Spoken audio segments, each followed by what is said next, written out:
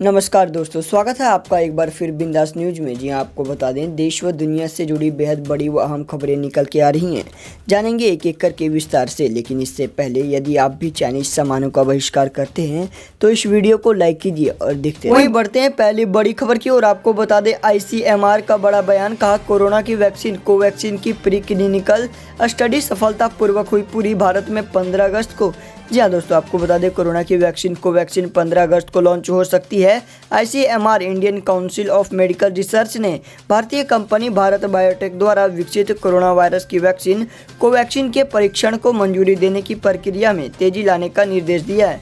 बता दें, ICMR का कहना है कि वैक्सीन की प्री क्लिनिकल स्टडी सफलतापूर्वक पूरी हो गई है। अब ह्यूमन ट्रायल के फेज 1 और फेज 2 की शुरुआत होनी है। दरअसल फार्मास्यूटिकल कंपनी भारत बायोटेक और भारतीय चिकित्सा अनुसंधान परिषद यानी ICMR की तरफ से इस वैक्सीन की लॉन्चिंग संभव है। वैक्सीन को लेकर ICMR ने शनिवार को एक बयान जारी किया है। ICMR ने कहा कि सार्वजनिक स्वास्थ्य हित में हमारे लिए यह महत्वपूर्ण है कि एक स्वदेशी वैक्सीन के परीक्षणों में तेजी लाई जाए। वैक्सीन को लेकर ICMR की प्रक्रिया विश्व स्तर पर स्वीकृत मानदंडों के अनुसार ठीक है। इस वैक्सीन को 15 अगस्त तक भारत में लॉन्च करने की योजना है। इसी के साथ बढ़ते अगली बड़ी खबर की ओर। आपको बता दें, पी चिदंबरम ने घायल सैनिकों से मोदी की मुलाकात वाली तस्वीर शेयर कर कसा तंज। दरअसल आपको बता दें, कांग्रेस के वरिष्ठ नेता पी चिदंबरम ने घायल सैनिकों के साथ मुलाकात से जुड़ी प्रधानमंत्री मोदी और पूर्व प्रधानमंत्री मनमोहन सिंह की तस्वीरें शेयर करते हुए शनिवार को कहा कि यह तस्वीरें लाखों शब्दों के बराबर है।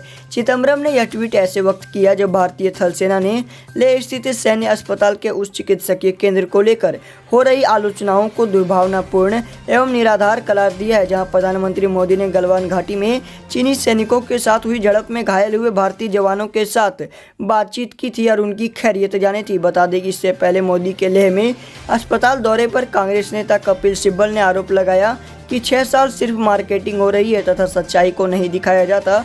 शुक्रवार को कांग्रेस के वरिष्ठ नेता पूर्व वित्त मंत्री पी चिदंबरम ने ट्वीट कर प्रधानमंत्री मोदी से सवाल किया था कि एक हफ्ते में तीसरी बार प्रधानमंत्री ने आक्रमणकारी के रूप में चीन का नाम नहीं लिया। क्यों? लद्दाख में भारत के लोगों और जवानों के सामने एक अनाम शत्रु के बारे में बात करने का क्या उद्देश्य है? इसी के साथ बढ़ते अगली बड़ी खबर की ओर। आपको बता दें, नेपाल में एनसीपी की बैठक सोमवार तक टली। ओली के भविष्य पर होना था फैसला। दरअसल आपको बता दें, नेपाल की सत्तारूढ़ कम्युनिस्ट पार्टी की स्थायी समिति की वह बैठक सोमवार तक टल गई है। इसमें प्रधानमंत्री KP शर्मा ओली के भविष्य पर फैसला होना था। ओली की कार्यशैली तथा उनके भारत विरोधी बयानों को लेकर पार्टी के शीर्ष नेताओं के बीच मतभेदों को दूर करने पर काम करने के लिए और समय लिया गया है। पार्टी की 45 सदस्यीय अस्थायी समिति की अहम बैठक शनिवार को स्थानीय समयानुसार सुबह 11 बजे होने वाली थी, लेकिन अंतिम समय में इसे स्थगित कर दिया गया। प्रधानमंत्री के प्रेस सलाहकार सूर्य थापा ने बताया कि लंबित मुद्दों पर सहमति बनाने के लिए नेपाल कम्युनिस्ट पार्टी के शीर्ष नेताओं को और वक्त की जरूरत है। इससे बैठक सोमवार तक के लिए स्थगित कर दी गई। आपको बता दें, पार्टी नेता प्रचंड के प्रेस सलाहकार विष्णु सपकोता ने अलग से कहा, स्थायी समिति की बैठक सोमवार सुबह 11 बजे तक के लिए स्थगित कर दी गई है क्योंकि दोनों अध्यक्षों को और बातचीत के लिए समय चाहिए। यह बैठक आज बलूतार्क में प्रधानमंत्री के सरकारी आवास पर होनी थी, जिसमें पार्टी के अंदर जारी संकट को टालने का कोरोना से हुए संक्रमित विचार होना चाहिए कराए गए भर्ती। दरअसल आपको बता दें, पाकिस्तान के विदेश मंत्री शाह महमूद कुरैशी को शनिवार को रावलपिंडी के एक सैन्य अस्पताल में भर्ती कराया गया है। एक दिन पहले वह कोरोना से संक्रमित पाए गए थे और स्वयं पृथकवास में चले गए थे। कुरैशी ने शुक्रवार को बताया था उनके कोरोना वायरस से संक्रमित होने की पुष्टि हुई है। पाकिस्तान में जानलेवा संक्रमण की चपेट में आने वाले जनप्रतिनिधियों की लंबी सूची में उनका नाम भी शामिल हो गया है। उन्होंने एक ट्वीट में कहा, मेरे कोविड-19 से संक्रमित होने की पुष्टि हुई है। अल्लाह की दया से मैं मजबूत और ऊर्जावान महसूस करता हूँ। मैं घर से ही अपने काम करना जारी रखूँगा। कृपया दुआओं में याद रखना। बता दें, जियो न्यूज सूत्रों के हवाले से शनिवार को कहा कि कुरैशी को रावलपिंडी के कंबाइंड मिलिट्री हॉस्पिटल में भर्ती कराया गया है। पाकिस्तान में कई मंत्री और नेता कोरोना वायरस की चपेट में आ चुके हैं। सरकारी आंकड़ों के मुताबिक शनिवार को पाकिस्तान में कोरोना वायरस के 3387 नए मरीज सामने आए हैं और 68 रोगियों की मौत हो गई है। वहीं देश में 2,25,283 लोग कोविड-19 से प्रभावित हो चुके हैं। वहीं मृतकों की संख्या 4619 है। इसी के साथ बढ़ते अगली बड़ी खबर की ओर आपको बता दें, चीन को भारत ने दिया एक और डिजिटल झटका। पीएम मोदी ने यूथ को दिया ऐप बनाने का चैलेंज। दरअसल आपको बता दें, भारत और चीन के बीच बढ़े तनाव के बाद भारत ने चीन को जवाब देते हुए 59 चीनी ऐप्स को भारत में बैन कर दिया। इस डिजिटल स्ट्राइक से चीन को बड़ा झटका लगा है। इसके बाद अब पीएम मोदी भारत को आत्मनिर्भर बनाने के लिए युवाओं को प्रोत्साहित करने में जुटे हैं। इसके लिए पीएम मोदी ने आत्मनिर्भर Bharat app innovation challenge launch करने की योजना बनाई है। उन्होंने युवाओं से कहा है कि आगे आएं और ट्विटर, फेसबुक और टिकटॉक जैसे भारतीय ऐप बनाएं।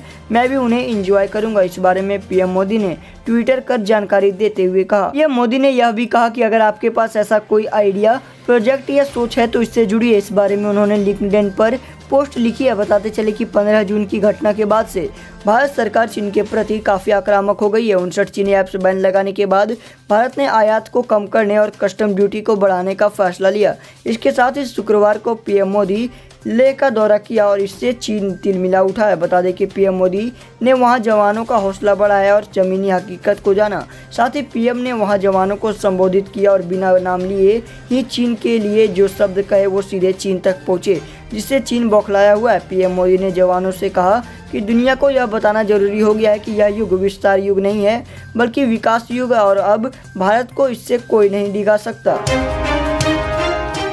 साथ ही बढ़ते अगली बड़ी खबर की ओर आपको बता दें, टिकटॉक ने किया ड्रैगन से किनारा, कहा चीनियों के लिए नहीं है हमारा प्रोडक्ट। दरअसल आपको बता दें, भारत सरकार द्वारा टिकटॉक सहित 59 चीनी ऐप्स पर बैन लगाने के बाद एक कंपनी ने अपनी सफाई जारी किया। टिकटॉक ने चीन की सरकार से दूरी बनाते हुए भारत सरकार से कहा है कि हम जिनपिंग सरकार के साथ किसी भी तरह का डाटा शेयर नहीं करते हैं। टिकटॉक के सीईओ केविन मेयर ने भारत सरकार को 28 जून को एक पत्र लिखा था, जिसमें उन्होंने लिखा था कि चीनी सरकार ने कभी भी यूजर डाटा की मांग नहीं की। अगर वहां की सरकार भारतीयों का डाटा मांगती भी है तो नहीं दिया जाएगा। पत्र में मेयर ने लिखा है कि चीनी कंपनी बाइटडांस के स्वामित्व वाला टिकटॉक मूल देश के लोगों के लिए उपलब्ध नहीं है। कंपनी का मुख्य टारगेट ग्लोबल ऑडियंस है, इसलिए उसे कभी भी चीन के लॉन्च नहीं किया गया। इस हफ्ते की शुरुआत में देश में चीन के साथ सीमा विवाद के बाद टिकटॉक के अलावा टेंसेंट होल्डिंग के वीचैट और अलीबाबा ग्रुप के यूसी ब्राउजर समेत कुल 59 ऐप बैन कर दिए थे। कंपनी ने आगे लिखा है कि भारतीय का डाटा जिस सर्वर में मौजूद है वो सिंगापुर में स्थित है। चीन में कंपनी का ऐसा कोई सर्वर नहीं है जहां पर भारतीयों का डाटा स्टोर किया जाता हो।